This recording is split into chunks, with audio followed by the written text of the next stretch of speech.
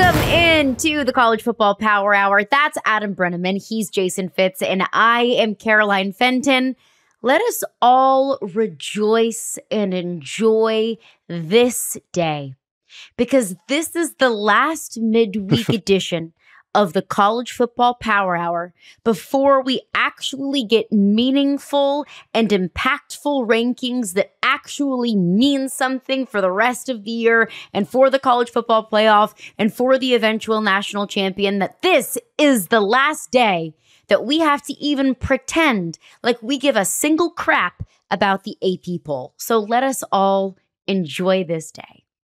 Next week, too, is going to be one of the most interesting days in college football history, because we genuinely have no idea how the committee is going to value 12 teams, right? Like, we've seen a playoff ranking. We've seen 4. We've talked about the fact, and I've gone through the mock committee process a couple of times. It's really interesting to see how these teams are argued about. I love all of it, but the argument is going to hit a lot different when you know that you're actually impacting home games and you're actually impacting 12 teams making the college football playoff. Like, every single member of the committee, Adam, has much more. To me, there's a big difference between most years where you're like, sure, they're number 12. I'll stop this fight here. If you really care that much, fine, it's a bowl game. There's a big difference between that and you and I arguing over who the 12th team is, who the last team should be in the college football playoff. Like, that's going to have a much different heat behind that argument. I think next week's going to be wildly interesting to see what they value. Yeah, I'm excited because finally Fitz can stop complaining about the AP poll. So I'm excited for that day to come. Now, also, I mean, Fitz, you mentioned it. It's not just who's actually in the top 12. It's also, who's the 8 seed, who's going to get the 8 seed versus the 9 seed. It's all those things that are playing into home 8 versus 9 is huge. Yeah, that's huge. hosting for a playoff game versus on the road for a playoff game. Exactly. Who's going to be the highest ranked Group of 5 champion? All these things. And what we don't know is the committee is going to have to make decisions on, do they value a undefeated Indiana team that doesn't have a statement win, or do they value a Texas A&M team with one loss Notre Dame? Like, maybe they value the undefeated team better, and we just don't know right now. I think that's what's going to be really interesting to find out come next week. And Adam, as a Penn State person, you can speak to this better than anybody. But look, Penn State this weekend getting game day, right? Like, everybody talks about, games at Penn State.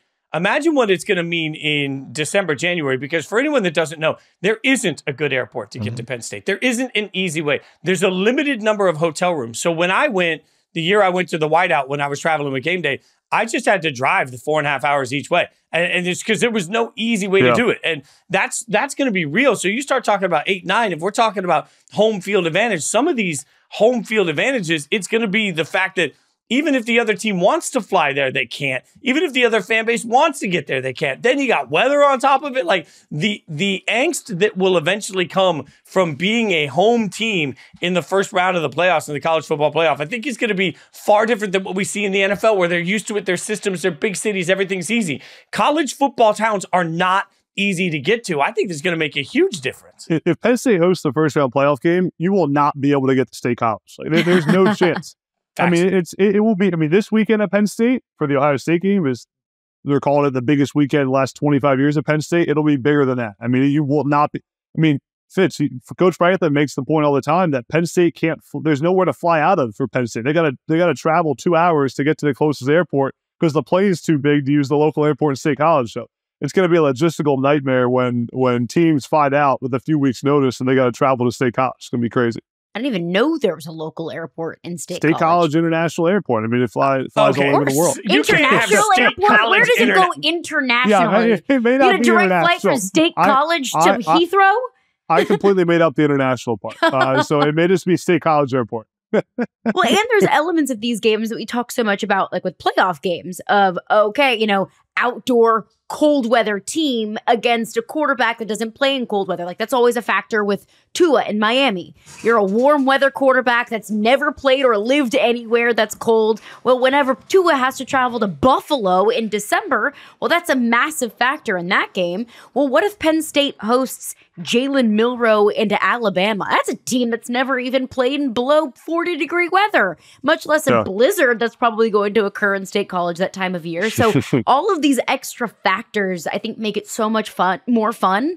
And it also adds the extra element of why you want to add those extra razzle-dazzle points on your college football playoff resume of, yeah, you can get in with 2 wins, but 2 losses, but you're probably going to be on the road for the playoff, and that could be the difference in a win and a loss in the first round of the playoff. So we're all still figuring these things out in the first year of an expanded playoffs, but all factors that we might not be thinking about right now because we're thinking about, okay, 1 loss, Texas A&M versus undefeated Miami. Who gets the edge here? But come December and January, like those are massive, massive factors.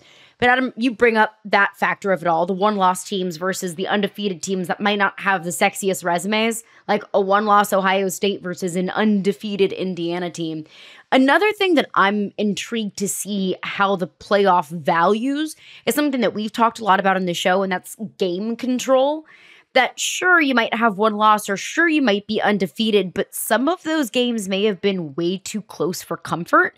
So how does the committee weigh that versus another team with an identical record that may have blown some teams out, but maybe against lesser opponents? The game control of it all is intriguing to me as well. I will say right now, if you look on ESPN.com and you sort the resumes, the #1 game control metric in the entire country belongs to Ole Miss. So when you're looking for teams that might suddenly have a higher ranking from the committee than you thought, #1 game control, the top ranking is Ole Miss. #2, Ohio State. #3, Indiana. Now, Indiana hasn't played anybody, right? So, Indiana has 106 strength of schedule, so they should have a high game control. But Ohio State has a 39th strength of schedule, #2 game control. Ole Miss has the 43rd strength of schedule, #1 game control. It's a lot of numbers, but I'm saying that to say, like, when you start to look to see who the committee is going to value, I think Ole Miss is going to be higher than people think because of that game control metric. Yeah, then you get into the best loss and the worst win. How is there a good loss? Is there a bad loss? Like, how do they compare? How does the committee compare all of those? How does the committee? I cannot wait to see how the committee values Notre Dame in their 1 loss against NIU. I mean, Notre Dame's win against Texas A&M is better than Tennessee's win against Alabama. Notre Dame dismantled a 10-win Navy team that's probably going to win the American Conference. So how does the committee view that versus Texas, who lost to Georgia, versus Tennessee, who lost to Arkansas? All that kind of stuff. So it's going to be interesting to see how it really all plays out. And I think I know how the committee is going to approach this, but this is always talked a lot about this time of year is, does the committee look at where the team or the opponent was ranked when you played them? Or does the committee look at where that team is at right now? I have to think the committee is looking at where that team is right now. I think about, LSU and USC. It didn't look like a bad loss for LSU at the time, but USC is now unranked and completely out of the conversation of the college football playoff. That looks a lot worse now than maybe it did then, and vice versa. Like, Alabama's loss to Vanderbilt, albeit not great, doesn't seem as bad now after they kept it close against Texas versus in the moment when we were all obsessed with the fact that this is Vanderbilt and not thinking about how this isn't the Vanderbilt teams maybe of the past. So I think that's an important element of it all to look at now here. So the College Football Playoff Committee is going to give their rankings next week. But the College Football Playoff Committee doesn't get all the fun because we have a College Football Power Hour Committee, and we will do our own college football playoff rankings of the College Football Power Hour playoffs. Now, when I sat down to do my rankings, I had #1, and then I just sat there because I had no idea what to put, which team to put at 2, what the committee is going to value. I didn't even really know, frankly, what I really valued in terms of undefeated or a good 1-loss team. Can we all agree that Oregon is in that top spot? Undefeated team, one of the best wins in the country. Big Ten undefeated team, #1 team in the country. Fair? Yeah, that's totally fair to me. That's absolutely fair. Yep. Easy. Now 2. All right, so 2 gets a little more difficult because, look, I think you could make a case if you look right now, strength of a record, which is a confusing metric here, but I'll explain it as best I can. The computer decides how would an average top 25 team do against the same record in the same situation. The #1 strength of record in the entire country belongs to Georgia. All right. So strength of schedule, number 1, game control, number 4. You look at all of those metrics, that's really, really good. And if you look comparatively to Ohio State, who I think would like to be in this argument as well, Ohio State at this point sitting with the strength of record at 16. They're sitting with a lower strength of schedule, much lower strength of schedule. They're sitting with the remaining, with the game control that's lower. So I think, or is comparable, I should say. I think I put Georgia number 2. Adam? Yeah, I got Georgia too. I think Georgia too. Tough loss against Bama, but especially given how Bama's looked. But they now have 2 top 10 wins by double digits in Clemson and Texas. I think Georgia's number 2. I'm not ready to say that Penn State is the number 2 team in the country, given who they played and the fact that they barely beat USC, and it took 2 fourth-down conversions to make it happen. I'm with you. That was the team that stuck out. They have one of the best wins of the country on the road in Austin against the then number 1 team in the country, Texas, who I still think is a national title contender. We don't talk enough about how Georgia dismantled Clemson in week 1. I know it was a long time ago. It feels like a lifetime ago. But that win over Clemson and the way that Georgia dominated that game in the second half looks way more impressive now, seeing what Clemson has done throughout the rest of the season than maybe it did then. So I'm with you. Georgia at 2. But do we give Penn State the nod at 3 since they are undefeated, but even though they haven't really played the toughest strength of schedule? Short answer is yes. And I'm excited to hear what Fitz has to say about this. But undefeated in the Big Ten, a win against West Virginia, a win against USC, a win against Illinois, top 25 Illinois team. So I think you got to give Penn State the number 3 seed with an undefeated record. I don't disagree with you. I genuinely don't. I've been tough on Penn State. You don't disagree, but you do. So here we go. No, I don't. I think if we were, this is one of those moments where I would honestly, if we were in the committee right now and we were having a true college football playoff conversation, a raging debate over this, I would say this. You know what? Penn State, Ohio State's going to take care of itself. So I'm not passionate. Well, I think we're splitting hairs on how good these 2 teams are. And I keep saying Ohio State because let's face it, right now they have 1 loss this year. That 1 loss was on the road to the number 1 team in our committee rankings. That was the just absolute definition of a quality loss in a game that they played really well in. And I think Ohio State, frankly, right now, at this point, their resumes are very, very similar between Ohio State and Penn State. Game control, or strength of record, I should say, is higher for Penn State. It's much higher for Penn State. But they're comparable enough with their strength of schedule. We sit here and say Penn State hasn't played anybody. Well, they have the number 64 strength of schedule. For what it's worth, Oregon has number 63. So, I can't sit here and ding Penn State for not playing a hard schedule when I just put Oregon number 1 with a very comparable schedule. Ohio State's schedule has been a little more difficult. I'm okay putting Penn State 3 with the caveat that I believe we should put Ohio State at 4. Agreed. Fair. And to clarify here, well, obviously Penn State and Ohio State play this weekend. That's going to work itself out. In the final college football playoff rankings, you cannot have 3 Big Ten teams in the top 4 because the top 4 teams in the college football playoff final rankings, the official playoff rankings, the top 4 spots go to the top 4 highest seeded conference champions. So that's going to look much different toward the end of the season, obviously, because these teams are going to play each other. Some of these things are going to work out, but also because of the conference champions. I'm with you. Penn Even State as we stand now, Caroline, when we finish this exercise, we'll find it we have to, there is some level of, we can't come up with the top 12 without acknowledging that there will be conference champions that take some of these 12 seats. I don't know, when we get through our final 12, we'll be able to look at this and see. But right now, as it stands, you're right, 100% that, remember, this isn't about 12 teams. This is really about 7 because realistically, the top 5 slots are going to be taken. They're auto bids. There's nothing you can do about the top 5 spots. And there's also some things that might not work themselves out because you look at in the ACC, Clemson, 1 loss, Miami, undefeated. They don't play each other. They probably won't play each other until the ACC championship game, assuming both of those teams get there. So those are 2 ACC spots that could get taken up. In the Big 12, BYU, Iowa State, Kansas State, Colorado, those are all undefeated or 1-loss teams. Not all of those teams play each other. So you could realistically be looking at an undefeated BYU team and 3 1-loss teams out of the Big 12. that's a very fair argument to make that all four of those teams can, assuming that all of these teams take care of business, that they are worthy of being in the college football playoff. And then all of a sudden, we're looking at a drastically different college football playoff than we all assumed that it would be, not even just at the beginning of the season, just a few weeks ago. So some of these things will work themselves out with the head-to-head matchups. Some of them, now that divisions have been dissolved in essentially every single conference, some of them won't. But Ohio State at 4, I think that's very fair. I think that there's 2 teams here that stick out to me that could be in that 5 slot.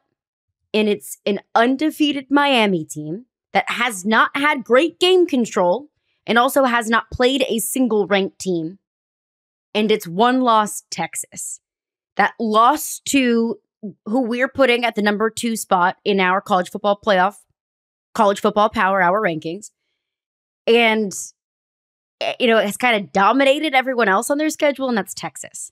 So who is more deserving of that number 5 spot on the outside looking in on these rankings of a first round bye? Is it Miami or is it Texas? I have Miami. I think Miami's more deserving, undefeated, Power 4 team, haven't scored less than 36 points in a game this season. They have the Heisman favorite at quarterback. I despise their defense, but I think right now, again, this week, if playoffs were tomorrow, I have Miami at that number 5. Yeah, and look, again, we'll go back to these metrics, these resume things. Strength of resume right now. Miami is number 2 in the country. Texas is number 12. All right. And then as we mentioned, Miami really hasn't played anybody. Miami's strength of schedule is 47th. Texas is 44. Mm-hmm. So, a game control metric right now. Texas is 6. That's very good.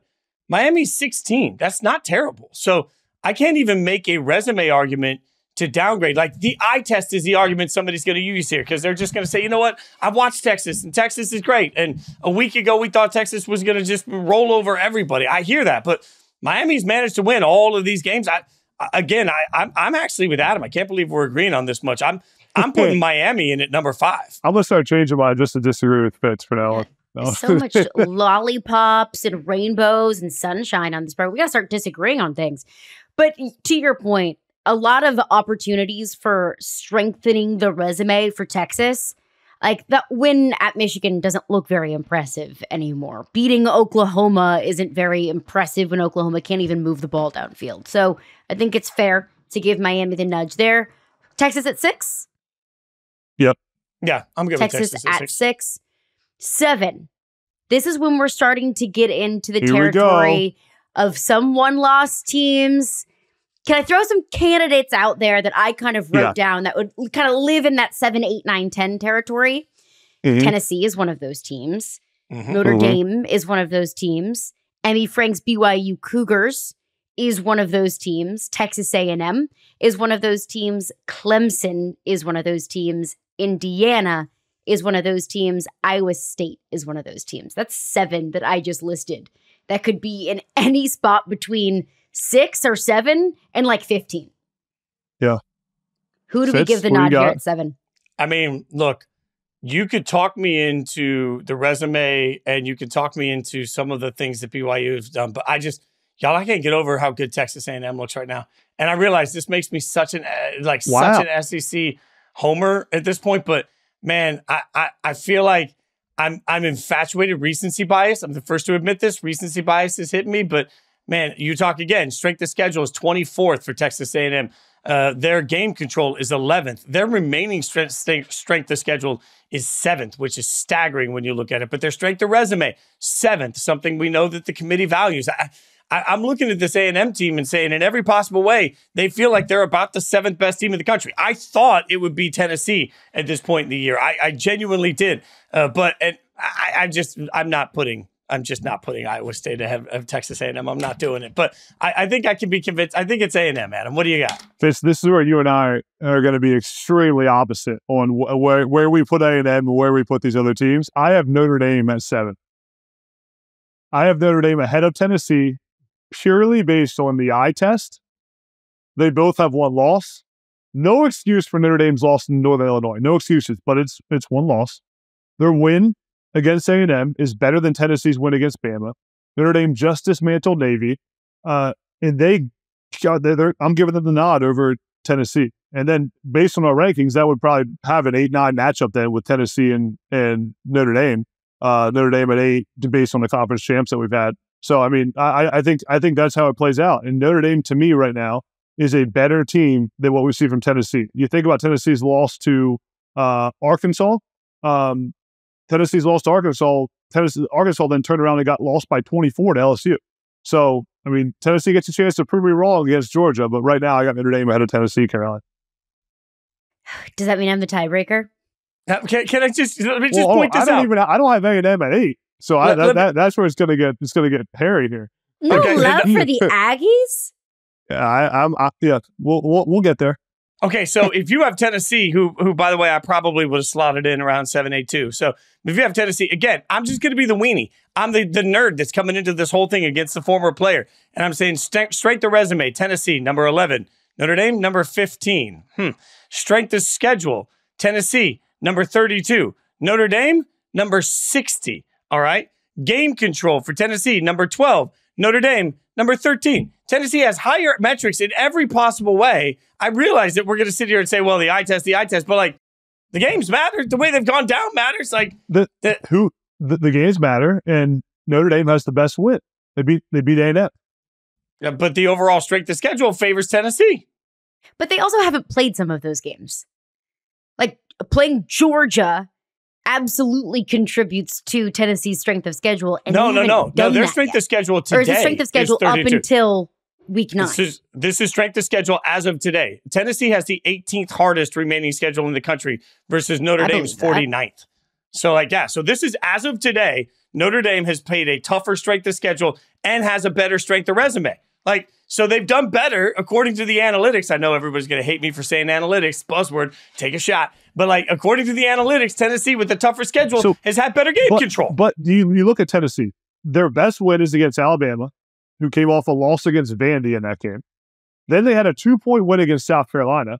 Their next best win is probably against Oklahoma. They beat them by 10. Oklahoma's been losing by 30 every game in October. And then they lost to Arkansas, who got ran off the field against LSU. So I don't feel that strongly about Tennessee and what I've seen from them this season and thinking that they're a better team than Notre Dame. I hear you on the analytics, but I turn on the tape, Fitz, and I watch the tape.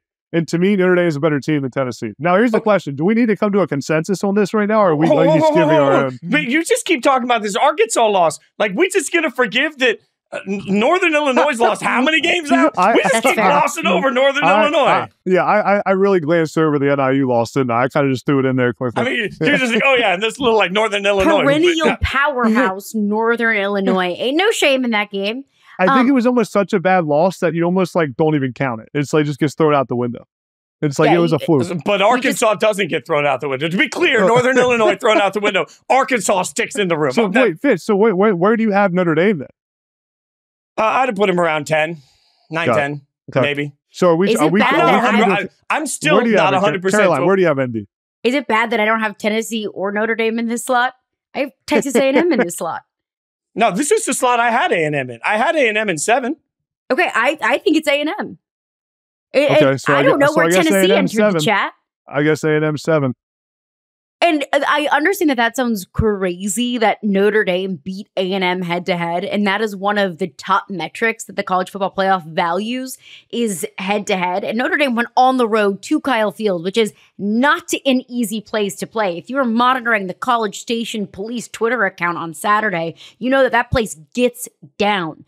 But Texas, I think that we have to allow these teams to get better, and Texas A&M has gotten better. I think they have one of the best defensive fronts in college football.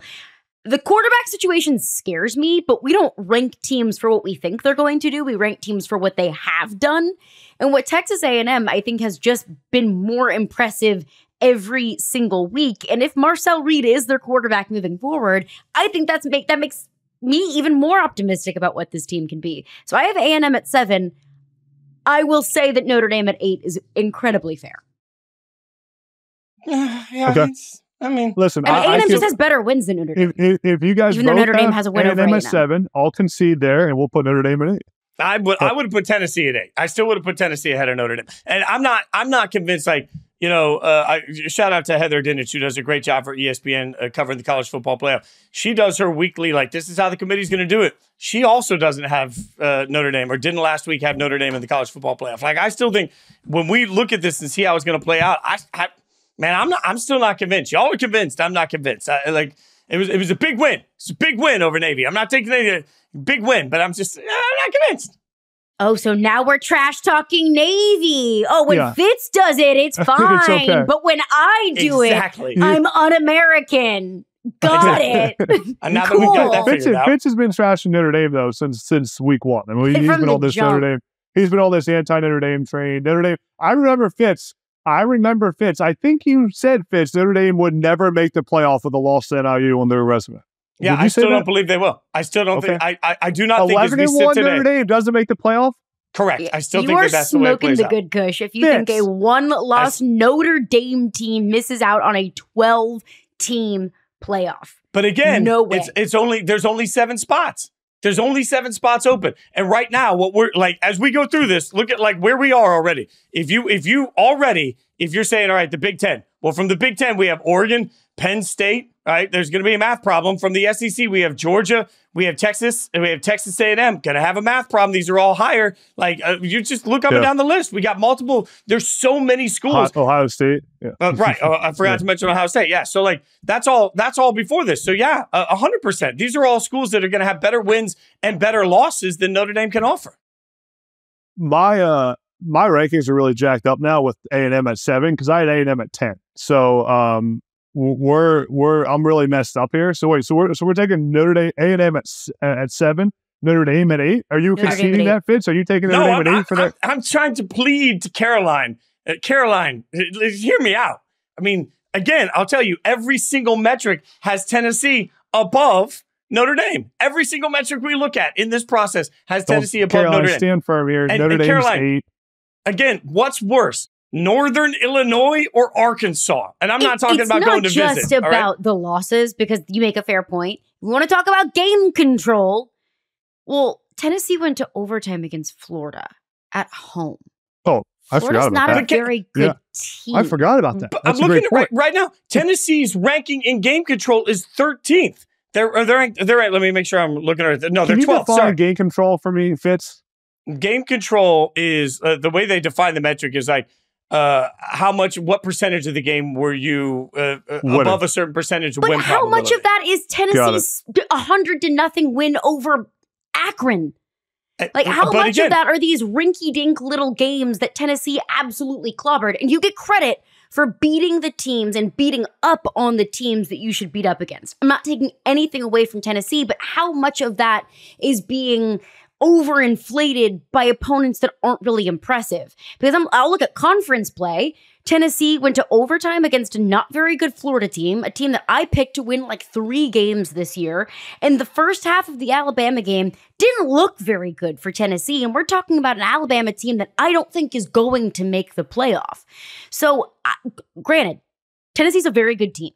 Tennessee can run the ball better than any other team in the SEC, and I think that they have one of the best defenses in all of college football. But the way that they have won games has not been incredibly comfortable. So I can't give Tennessee all of this benefit of the doubt when I haven't been able to trust them wholeheartedly so far this season. I'll just say again, their strength of schedule is 32 to date so far in this year. 32nd highest ranked strength of schedule.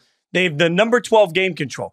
Notre Dame's strength of schedule to date is 60th, and they have the 13th game control. They played an easier schedule, and according to the advanced metrics, they have a lower game control. Like, there isn't a single number other than the eye test. There isn't, like, all of this comes down to Nico Iamaleava. If he doesn't step out of bounds, if he just throws that ball, like, we're going to suddenly see this whole team differently. That's one. But he didn't.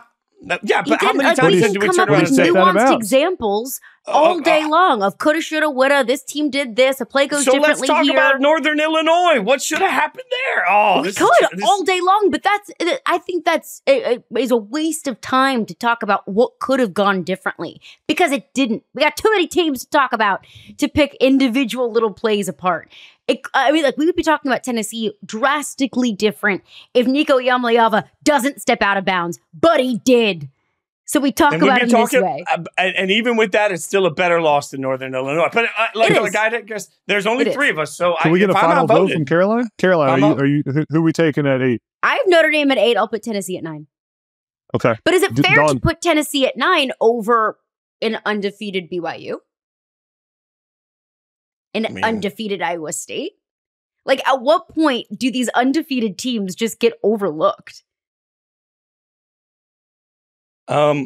That's a really good question because I will say, as much as I've sat here and I've railed on the numbers, I will say BYU's numbers are really good. And that was one thing when I started digging into the college football playoff numbers. I mentioned earlier, I think Ole Miss is going to be highly regarded. I think BYU is also. Strength of resume, number 3 in the country. Strength of schedule, 55. We've talked about that. That's not the best. But their game control metric is 8th. It's 8th. Yeah. So y'all they're good. That speaks to the fact that they're winning their games at a higher clip than most teams would, according to the computers. That they're beating the snot out of everybody and that they control the game. I do think we're disrespecting BYU. I'm putting Tennessee ahead of them, but I do think we're disrespecting BYU a little bit. Are we disrespecting Clemson? I think we are. I mean, I think we might be. Listen, my whole rankings were different than this. Be the whole damn pod. We're going to go for an hour on this. Clemson's only losses, Georgia week 1. They've beaten, that was also a one-score game at halftime. They've beaten everyone else in completely non-competitive games. They just feel like a sleeping giant right now. I don't know if they deserve to be higher than 10 or 11 or wherever they end up in this hole when we finish here. But I think they could be by the end of the season. And Cade Klubnik's playing like one of the best quarterbacks in the country right now. I cannot wait to see the Clemson-Miami ACC title game. That's going to be a classic game. But on your BYU topic, Could be Pitt. Yeah, I guess I'm sleeping on Pitt there too. Throw Eli Holstein some love. Yeah, show Eli some love. But yeah, I have Tennessee above BYU. I had Tennessee at 8 above A&M. But when I originally did this, but I think BYU is playing like one of the best teams in the country right now. And their quarterback, Jake Retzlaff's playing extremely well and taking care of the football and making huge plays. And I mean, that went against Kansas State. I mean, would they beat Kansas State by 30 points? So I like BYU a lot. I think they're definitely a top 10 team. Yeah. I by the way, I had BYU in at 10. I had Clemson in at 12. So I think we're sort of in that same.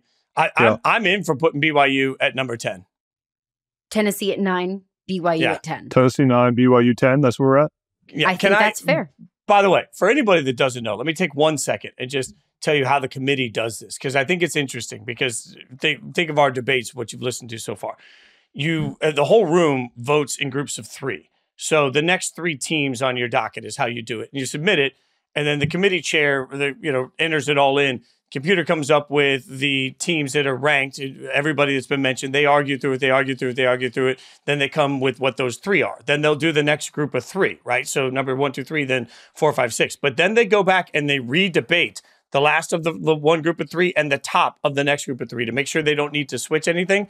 And I think you see some of that here because if you look at the way we've done this, Oregon, Georgia, Penn State would have been our first 3. Ohio State, Miami, Texas. Each of those groups, then we would have gone back and redebated Penn State versus Ohio State. We'd end up redebating Texas versus Texas A&M. I think that's an important thing to point out because realistically, some of these debates get so heated between 6 and 7. It's hard and it's easy to lose control. As much as we're having fun here, it's easy to lose control for the committee on a team you might be passionate about. Like in this whole situation, if you're passionate about Clemson, how do you even get that fight in? So it's just a reminder of how complicated this is for them.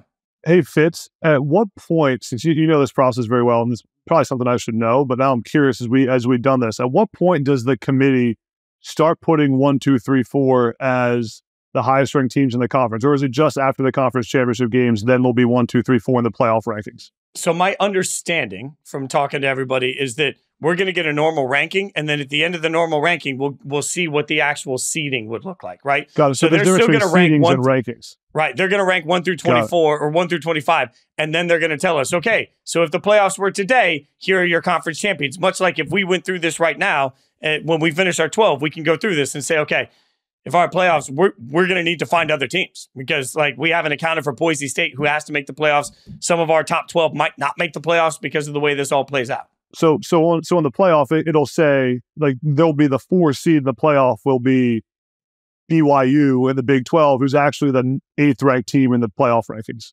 Right? Correct. Got it. Yeah, it makes sense. Okay.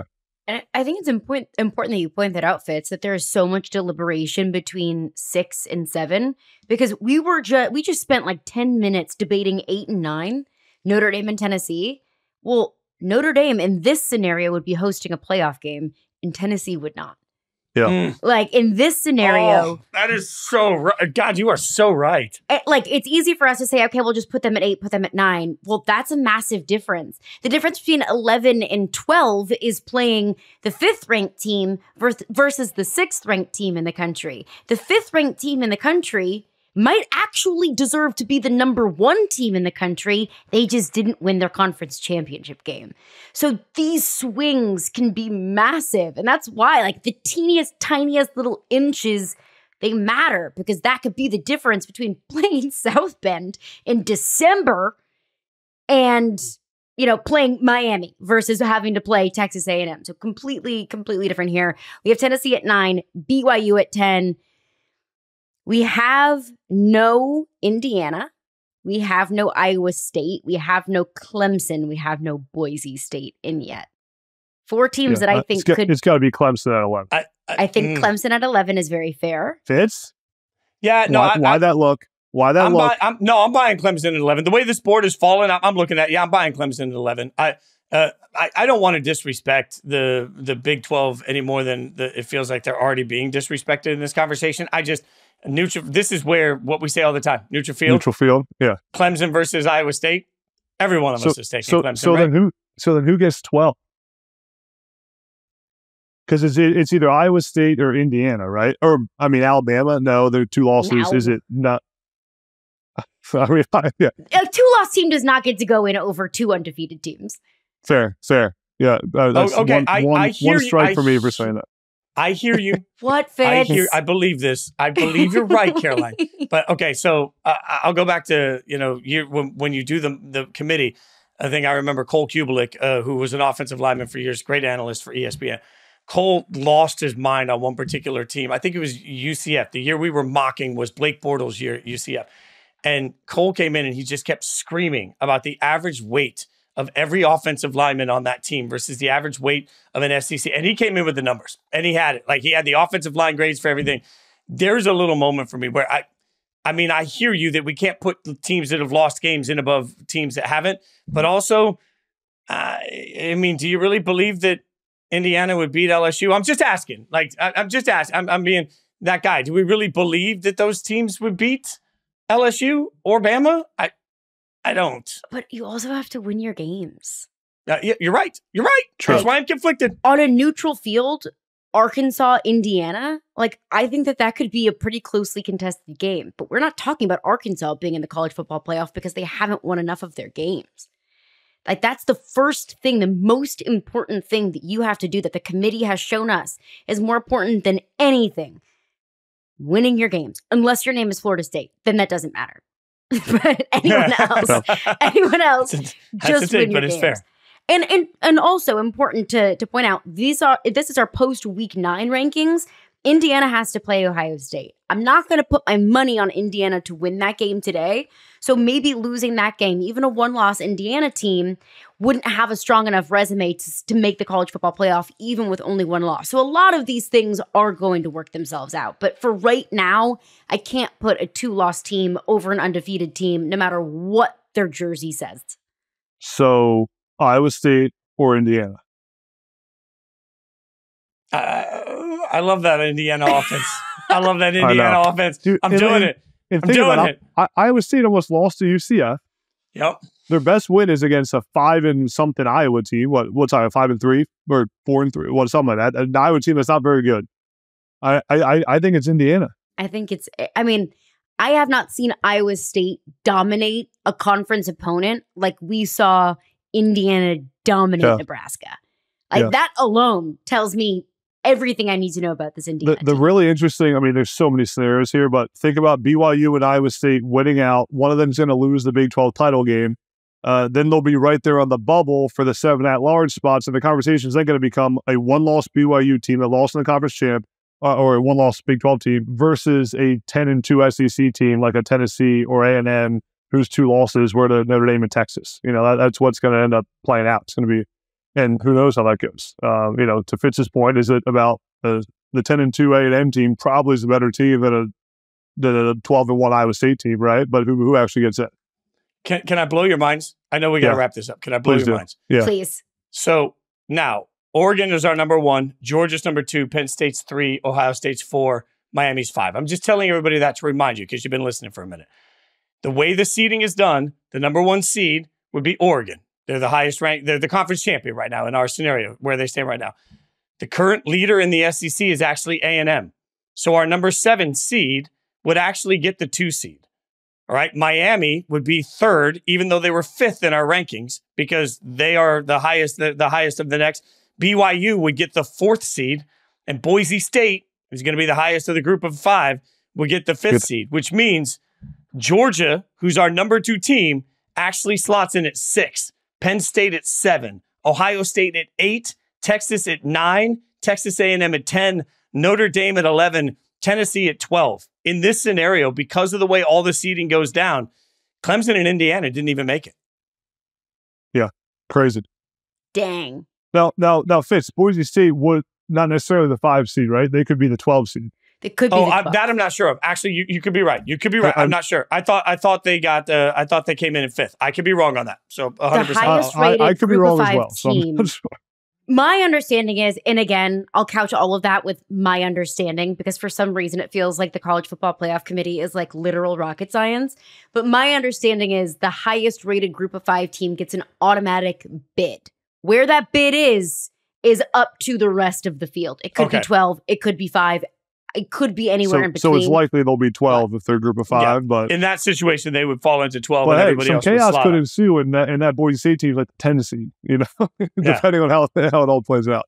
And again, we'll have conference championships by then, but also crazy to think this is our weekly reminder. We'll be reminding everybody of every week when we react to the college football playoffs. I'm not sure what's best for teams right now. Do you want to get into your conference championship game and take an L? Yeah. Or do you want to stay out of the conference championship game altogether and just hope you get one of the at-larges? So you have it right out there, Fitz. Can you say one more time what would our playoffs be right now with Boise State as a 12 seed in the current conference champs? So let me move that. So the 1 seed is Oregon, the 2 seed is A&M, the 3 seed is Miami, the 4 seed is BYU. So they are all going to get a bye and first home. round bye. Right. So then, just like we all predicted. Yeah, exactly. The 5 seed is actually our number 2 ranked team, Georgia. So we go Georgia, Penn State at 6, Ohio State at 7, Texas at 8, Texas A&M at 9, Notre Dame at 10, Tennessee at 11, and Boise State at 12. Wow. And then Clemson's out, Indiana's out. Yep. So congratulations on making the playoff, Boise State. You go to Athens to play Georgia. Yeah. It's wild. Have fun. It is wild. It's awesome. We'll do this several times. Wait. No, go ahead. No, I put A&M in twice. I put A&M in twice. That's why. Come on. I know. Well, I screwed it up. That's okay. No, that A&M's in twice. So yes, Clemson makes it. Indiana's left out. My bad. Got it. Poor Kurt Signetti. Fitz likes A&M so much that he put him in 2 times in the playoffs. Oh my God, this is what's happening now. I'm the SEC homer on this show. Fitz is going to give us a whoop by the end of the day. Whoop. Get them Texas Aggies. Whoop. Okay, we're going to do this several times throughout the rest of the season, throughout the rest of the college football playoff, but I hope that we all enjoy our Tuesdays next week because we have actual rankings that matter. And we are going to come on and record the podcast as soon as those rankings drop. So you're going to get an immediate reaction to the first edition of the college football playoff rankings. But coming up next, it's spooky season. So we have to get into what's still haunting us about some of these college football playoff contenders. We'll get into that coming up next. Happy almost Halloween, everyone. We're really playing into the Halloween season. It's our favorite time of year. What's your favorite Halloween candy, Caroline? Okay, that's a good question. That's a question with layers. If you're asking me chocolate, it has to be Reese's Peanut Butter Cups. But if you're asking me something gummy, it's obviously Nerds Gummy Clusters. I agree with Reese's. Thank you. I'll give you the peanut butter cups as long as they're only the regular size. Don't give me the little tiny ones, like the peanut butter to chocolate ratio. No, I need the full one. And then it's Skittles. Anything Nerds can do, Skittles can do better. Dude, the Gummy Clusters? The Nerd Clusters are so good. They're so good. My favorite candy of all time. All right, sorry to interrupt, Caroline. Keep going. Go ahead. But the Reese's peanut butter, like pumpkins around Halloween, that's the most elite shape. Yeah, I agree. Way better than the cups. I don't like. No, I only want the traditional cup. It's a peanut butter to chocolate ratio. No, thing. but they're still big if they're the pumpkins, though. They're still pretty big. They're big, but it's not the same ratio, and it's also like a little bit like peanut butter. It's not as creamy as peanut butter. The peanut butter is different. I'll give you that. It's more like PB2 vibes. But still delicious. Okay, look, I was a fat kid. I got this down. Okay, go ahead. Back on track. Some of the most cursed college football programs where fan bases have just been enduring years and years of misery. And it feels like there's some supernatural, things at work here. Adam, I'll ask you, your most cursed college football program. The first one that came to mind for me, and it's definitely a little bit of recency bias here, but you got to go with USC. They cannot seem to put anything together. It is a historic program. When you think of big time college football, you think of USC. And I mean, think about some of those teams they had and the quarterbacks that have come out of there and Reggie Bush. I mean, but then you look at the last, decade plus of USC. They haven't won national 11 title with Reggie. Yeah, they haven't won 11 games. They've won 11 games 2 times since 2008. I saw before this. They have one season with less than 3 losses since 2008. And then this season, you think about this season, their roster is really good. They are a good team. They dominated the transfer portal. They brought in 2 elite defensive coordinators to be co-coordinators in Dan Lynn and Eric Henderson. And then they lost by 3 to Michigan, a last-second touchdown to Minnesota, a last-second field goal in the loss to Penn State. Penn State had to convert 2 fourth downs on the game-tying drive to tie that game and take it to overtime, and they lose by 1 to Maryland. You think about last season, Caleb Williams was a generational talent in college football. One of the best players we've seen in the last decade, and they still couldn't find a way to make the playoff or win enough games to be in that elite tier of college football. So Lincoln Riley, I think he's a great coach. I do think he'll turn it around at some point, but man, USC just feels cursed. Like things never go right for them in the recent memory of college football. I like that pick a lot, Adam. But when I think of cursed programs, at first I was going to throw a little shade at you because, let's be honest, Penn State since 2000 has the second lowest winning percentage against top 10 opponents. But I decided, I was just like, you know what? I'm not. They've won a lot of games. They've won a lot of games. They've had some good times. They're not cursed. You know, there's who's a lot cursed? of programs that want to be 10-2. A lot of programs that want to be 10-2. Sure, 10-2 and not have to worry about hanging any banners is a lot of fun. All right, so plenty of space. They're minimalistic in their decorations. The ring box is empty and ready to be filled. As you can see, there's 0 rings behind me. There's no trophies. It's very Marie Kondo of you. No need for all that extra fluff. Minimalistic. I appreciate that. However, I decided I'd go with true agony, which is just agony lies in the sea of suck. And that's where Iowa has been for so long. They can't see their way out of it. And think about this year. They worked so hard to get a quarterback that they actually got suspended just to bring Cade McNamara in. And then it wasn't very good until it was pretty good. And all of a sudden you're like, you know what? I was scoring points. And then unfortunately for everybody involved, Cade gets a concussion. Now he's not even on the depth chart. Like you finally get to the point that maybe you have a quarterback. Maybe you can watch some competent offense. Can't stay healthy. Like this is just such a offense has been cursed at Iowa for so many generations. They got to look the word up to find out what it means. And I feel bad for the fans because Iowa football fans live, eat, and breathe everything about their football program. Like, man, can't you have nice things? I thought maybe to get suspended to get Cade is already a reach. But then to watch Cade go down is like, oh, what are we doing now? I am genuinely hurt for Iowa fans.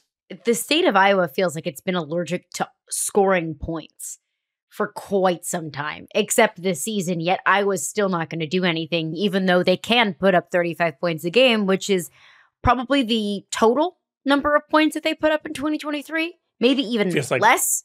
They probably put up less in 2023. And that is the truth. Iowa fans are so passionate. They love that team. They love that program. They love that university. And it's been a little rough as of late. You were going to be nice to Adam. I'm not. Oh, come on.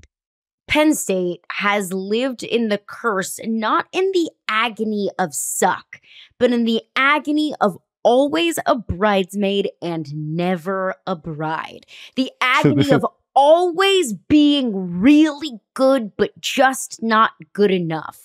It's like the little brother syndrome of we're so close, but we always are going to lose to Ohio State and to Michigan. Now, Penn State has the ability to avenge their older brothers and to rid themselves of that curse coming up this weekend. Ohio State goes to Penn State. Ohio State didn't look very good last week against Nebraska. They have some injuries on the offensive line. They couldn't run the football. Penn State, the quarterback situation's up in the air that Ohio State defense is going to be forced to prepare for two different quarterbacks. Like, the narrative could be changed, but it has felt like this Penn State team, who hasn't beaten Ohio State since 2015, has been in this continued generation of always losing to Ohio State and to Michigan, of being a team that could contend for a national title, but hasn't had an opportunity to because they lose to one of the two or both every single season. And that's a different kind of agony and misery as being really good. Just not quite there. It really is. It's unique because Penn State's one of the few programs that, think of the last time Penn State lost a game that they weren't supposed to lose, right? Like Penn State wins every game they're supposed to win, and every time they're an underdog, they lose. And it's like the contrary is that there's so many coaches in college football that would love to be. Penn State's in the last 8 years has been top 12 in the final playoff rankings 6 of the last 8 years. One of only a handful of teams in the country. I think it's like Georgia, Bama. Like, there's only a handful of teams that have done that. But Penn State has not won any of those big games. It's almost funny at this point because Coach Franklin's big thing is like he talks all about every game is the same, like 1-0 each week. That's kind of a trend in football, but like literally does not acknowledge when a game is bigger than others. Like he won't talk about it. He's like playing Buffalo is the same as playing Ohio State, and he literally says that to the team. But everyone in the locker room knows it's different, right? Like everyone knows it, but they're like refusing to talk about it. And I don't know this, but it'd be interesting. I know like Coach Franklin does a lot of that like self-reflection stuff and he's talking to coach around the country. I wonder if at some point he changes it where like, let's just stop lying to ourselves. Like the Ohio State game is the biggest game that we play now. And we got to show up because every time they play Ohio State and Michigan, Penn State comes out slow. They're not loose. Their players are afraid of making mistakes. I think it's almost when you lose so many of those in a row, and that the narrative is what you just said, Caroline, you almost play tight because you're thinking like, oh, this can't happen again. Right. Like, it can't happen again. So it's going to be interesting. They got a chance to shut everybody up, but it's been a long time. 2016 was a long time ago when Penn State beat Ohio State. Mm-hmm. Have we seen a game in recent memory where the loser fan base will lose their mind more than this one? Because if Ohio State fans lose, it's going to be Ryan Day can't beat any quality opponents, blah, blah, blah, blah, blah. If Penn State loses, it'll be James Franklin can't win the big one. Like, these are two fan bases that have been spoiled with really good football teams year in and year out that right now are so angry at the people that run those programs, they can't even see straight to realize that things are better than they think they are. It's just, and this game, at the end of it all, won't really matter for both teams. Say that. Like, you're going to go to the college football playoff. Relax. Who cares? You lost the game. You probably almost don't. If you win this game, you probably got to play Oregon in the Big Ten Championship and lose to Oregon right before the playoff rankings come out. It's like, if you lose this game, then you're probably, you don't got to go to the Big Ten Championship game and you can rest your players and go make the playoffs. So it's, you lose the chance at playing Oregon in the Big Ten Championship game, but it's definitely interesting. It doesn't mean as much, but it means a lot to these fans. It will not be good if Penn State loses this game. Can I add one more that I'm shocked didn't come up between the three of us? Yeah. Are you all familiar with a condition called BVS? That is battered vol syndrome. Tennessee has to be up there with one of the most cursed programs in college football. And even just looking at recent history, just looking at Josh Heupel's tenure, which has been overall a resounding success following Derek Dooley and Butch Jones and Lane Kiffin and McDonald's bag gate with Jeremy Pruitt. Like every year under Josh Heupel, 2022, Tennessee was the #1 team in the country, had the #1 offense in the country. Then they lost to Georgia, but all they had to do was go on the road and beat a lousy South Carolina team. Hendon Hooker tears his ACL, and they give up like 60 points to Spencer Rattler in South Carolina. 2023, they go on the road to Florida, who won 5 games that season, and they lose. 2024, rest is still unwritten. Shout out to Natasha Bedingfield. But it was so battered Vol syndrome to go on the road to an average at best Arkansas team and lose. It goes back so far, so much that some of my friends that are diehard Tennessee fans claim that Rohan Davey, the former LSU quarterback that beat Tennessee in the 2001 SEC championship game, that his mom put a curse on Tennessee football in 2001, and they are still feeling the effects of it. Like, that's how bad it has been. And it reminds me a lot of Iowa, a rabid fan base that is so diehard, that loves its football team and loves its university, has some of the best traditions in college football, but haven't experienced a whole lot of success as of late. So I would remind you that battered Vols syndrome goes back further than that. Let's remember, there are Vols fans that still think the Heisman was stolen from Peyton Manning because Charles Woodson won it instead and are angry. All you got to do is say Charles Woodson in certain parts of Tennessee, and then you just duck and watch people yell. There are still T-shirts being sold that say, "Don't blame me, I voted for Peyton." And there are kids that are playing college football right now that probably have no idea what that means. But it's tough life for some of these college football programs. Okay, we've got a great slate in week 10. Binge, stream, sicko coming up next. Okay, let's get into binge, stream, sicko. There's one game in binge that I think we can all put out there. We all agree. It's Ohio State, Penn State, right? Yeah, I mean, this one is, according to some of the ESPN numbers I saw, it's going to end up, they say it's like the best remaining matchup of the entire college football season. I'm not sure how somebody calculates that, but there's a reason it's getting this level of hype. And Adam, it deserves this level of hype. Like, as much as we've talked about everything else, this is 2 teams that are among the elite in college football this year. This game deserves this level of love. And as we talked about top of the show a little bit, State College, small town, not easy to get to. This weekend has college game day, has big noon kickoff, and has Donald Trump in town. So it's going to be an absolute zoo in State College. Like, I don't even know how people are going to get to the game. And also, can we just, why is this a noon game? Well, why is it a noon game? It's terrible. Should be a whiteout game at night. Terrible. Should be a whiteout game. The whiteout game is next week for Penn State against Washington, so it doesn't make any sense. But, I think Penn State has to win this game, as we talked about. Ohio State, coming off a rough week against Nebraska, found a way to win, but Ohio State didn't look good on offense. They got offensive line issues. Right now, Ohio State's kind of like an embarrassment of riches, tons of talent, a bunch of big-time players, but a lack of cohesiveness. So they got to find a way to bring it together against a Penn State defense that's pretty good. How about also, we got A&M, South Carolina. And Carolina, there's a reason that A&M is only a 2.5-point favorite against South Carolina. This place is going to be jumping at SC. And this is the type of win that Shane Beamer finds a way to get all the time. This feels like a Shane Beamer type of game.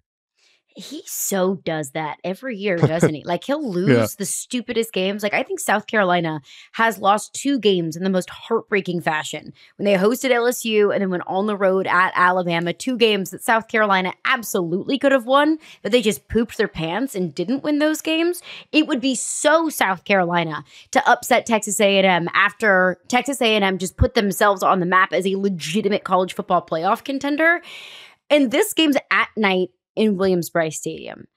I don't think Willie B gets nearly enough credit for how intimidating of an environment that is. Like, I've talked to Aaron Murray, former Georgia quarterback, about this before. He said that was his least favorite place to play. It was so loud, the stadium would literally shake. And South Carolina is not really contending for much of anything, but that fan base is going to be completely invested. I don't think the fan base cares that they're not in contention to get to Atlanta or to the college football playoff. They are still so excited and bought into this football team. But I look at South Carolina's defensive front. Like, Texas A&M has been able to win a majority of their football games, if not all of their football games that they have won, by running the football. South Carolina has a top 20 run defense. South Carolina is going to have an entire week to prepare for Marcel Reed, assuming Marcel Reed does get the starting nod this week, which I think we can all agree he probably will. There's a difference between Marcel Reed coming in the third quarter and absolutely carving up LSU's defense versus a South Carolina defensive front with Kyle Kennard and Tonka Hemingway and Dylan Stewart with an entire week to prepare for that run game. So I still think Texas A&M wins this one, but I wouldn't be surprised if this is a total chaos scenario where South Carolina takes down Texas A&M, and now there are 0 undefeated teams in the SEC in conference play, Fitz. That's only going to happen because I just spent all this time saying nice things about Texas A&M. Let's just be honest. Like, that's the way the gods are going to work for me. I get this. I'll give you a stream game that I think is off the radar, that belongs on the radar, and that's Louisville-Clemson. And look, I know we just said Clemson better than we expected, but let's keep in mind Louisville's got 3 losses. 2 of those losses, Notre Dame, Miami, right? Those are 2 quality football teams that they played tough, right? So Louisville's not going to roll over in this one. They still can put up points. I think this is an interesting game for where Clemson is, right? Like, now that we're all giving all this love, let's just see how it goes. Clemson should win this football game, but I wouldn't be surprised to see Louisville put up some points at them. I think that could be a better game than people are expecting.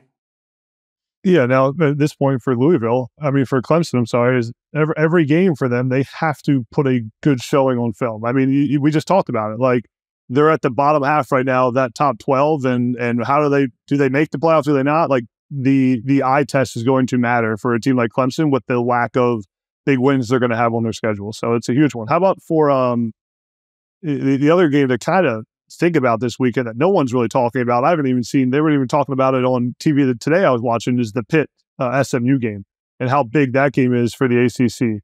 Like, is Pitt legitimately a great team that's undefeated, or is their season a house of cards? Like, we don't know yet.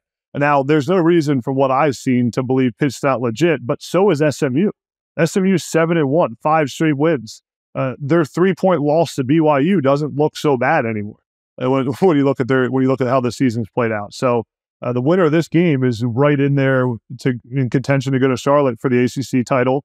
And I think this game is going to be one that comes down to the final possession and is going to have a big impact on these kind of 2 teams that have been quietly having great seasons.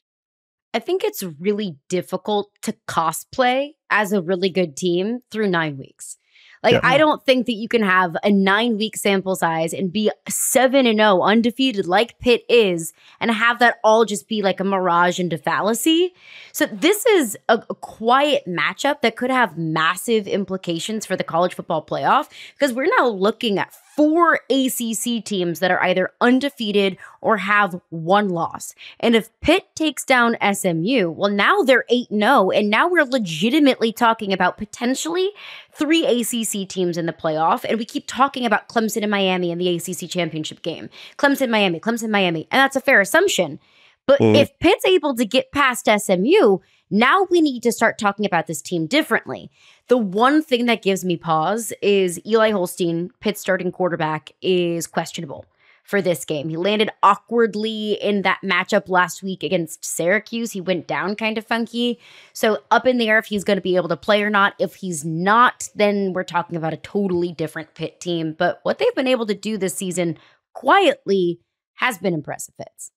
Yeah, no, there's no doubt about it. And you're right. Like, it's funny because we went through this whole exercise tonight to rank teams. And I'm not sitting here saying, wow, we really sold the ACC short. But we might have figured out that we did by the time this all plays out. We'll see how it goes. I'll give you a sicko game. A sicko game for me, nobody cares about, but maybe me. Duke, Miami. Like, Miami's had enough missteps that I'm a little nervous. And Duke's coming off a game where they give SMU, that we were just talking about, everything they can handle in that game. look, Duke's not a great football team, but neither was Cal. So I don't know. Like, there's just a part of me where I keep waiting to see, is this the week where the House of Cards falls down on Miami? I don't think it is, but I think there's some interesting action here. In kind of the same narrative there, Fitz, how about Oregon going to Michigan this weekend? Michigan just beat Michigan State last week. Michigan might have found something on offense. Davis Warren is back in. They're using Alex Orji as kind of a package guy, third down, quarterback run guy, which is probably what he's best at. Michigan's receivers are playing well. Colston Loveland stepped up, and Oregon's got to travel to Michigan. And listen, Oregon's not just going to run Michigan off the field. It's going to be a competitive game, and it's going to, number one team in the country. And I think this is going to be a close game. We'll see how it plays out, but that's a big one in the Big Ten. Caroline, I want Michigan, instead of bringing their own quarterback, now just to play every game with the backup on the other team. They just walk in and be like, hey, we'll take your backup, just throw them over here, and let's see what we can do. It can't get any worse. Well, Kenny Dillingham at a press conference, head coach at Arizona State, said, like, open tryouts for a kicker. We need to find a kicker on the side of the road. Michigan might need to do that at the quarterback position. Anybody start for their varsity team in high school? Come on down. Because Breneman, you got any eligibility left? We're putting Adam in there? Yeah, get out there. I'm not sure how long my body would last against Oregon in the Big Ten. I would need a week off of the pod. Get out there. How wild is it that we just went through, 6, 7, 8 games? None of us mentioned the cocktail party. Like, I remember a time when Georgia, Florida was for the SEC East. RIP to the SEC East. This game was, you win this one and you get into the SEC championship. Like, when this was the game of the week every single year, the week that it was played. Now it's like, oh, poor Florida. They're going to get embarrassed, aren't they? Yeah, they're going to get hammered. Hammered. All pun intended. Like, they are just like, this thing's going to get ugly. And I think for the reason you mentioned, though, Caroline, like, for anyone that doesn't necessarily live, eat, and breathe that matchup, it still matters to Georgia a lot, right? So, like, this isn't a Georgia trap game where they're going to, no, this is a embarrass the kids that you were recruited against. Like, there is so much regional bad blood to this thing. I think Georgia comes in and just absolutely just smokes them. And then all of a sudden, Florida's trying to figure out, head in the hole of the ground. What, Adam? You think this game's going to be close? I don't know. I don't know how close it'll be, but let's just acknowledge that Florida is kind of catching their stride a little bit. Florida's at getting the better. Right time. 3-1 of their last 4. They lost in overtime to Tennessee. Scored 48 points against Kentucky. DJ Lagway's playing well. Off a bye week. I don't know. I'll give them credit for fighting for their coach. Like, I think we all thought it was done. It's not. And you look at Florida's losses. Like, I just pulled up their schedule. They lost to week 1. Remember that game? Lost to Miami. Oof. Lost to Tennessee, and lost to A&M. 3 of the top teams in the country. 3 teams that are all worse than Georgia. Yes, go on. Yeah, true. Well, at some point they got to win one, right? We are approaching territory of, like, has Billy Napier done enough to save his job? Which I did not have on my bingo card because I thought he was a dead man walking going into this season. Graham Mertz out for the season. DJ Lagway comes in, and DJ Lagway is like 5-star recruit, dynamo, golden boy, like the reason why Florida fans have hope for the future. Against Kentucky, he was 7 of 14. Not great. 5 of those 7 completions were for 40 yards or more. And that's a Kentucky team that played it incredibly close with Georgia at the beginning of the season. And the transitive property of equality does not exist in college football. I fully acknowledge that. But to Adam's point, the transitive property of equality, we learned that in math class. You played football. No, well, okay, you learned that, Matt. You're talking about the A plus B equals C, right? Transitive property of equality, you can apply one thing over here, which you can also apply over here. But if it doesn't exist, you can't apply 2 different things. Context clues. I put that together when you said it, but I never heard anyone say that before. I've heard transitive property. I've never heard the transitive properties of equality. I thought that just sounded fancier. Transitive property I'm familiar with, but Frank Schwab talks about that all the time on Inside Coverage. But transitive property of equality just sounds niftier. I think you can just say transitive property. Well, you can say whatever you want. Drilled in my brain in 10th grade geometry class that it's the TPOE, not just the TP. Well, when you say TP, I don't think about math. That's it. I don't think about math the majority of the time. So I think that's probably fair. Okay, that is going to do it for us. Happy Halloween, everybody. We'll be back on Saturday night and Sunday morning with our immediate reactions to Penn State, Ohio State, to the cocktail party, to SMU Pitt, all of the great games coming up on the Week 10 slate. He is Adam Breneman. You can follow him on Twitter at AdamBreneman81. You can follow him at Jason Fitz. I am at Caroline Fenton 1. Always appreciate you guys for stopping by the podcast. Like it, review it, subscribe to it. Tell your friends, tell the people that you hate, tell a BYU fan, tell everybody about it. We'll be back on Saturday night. We're out.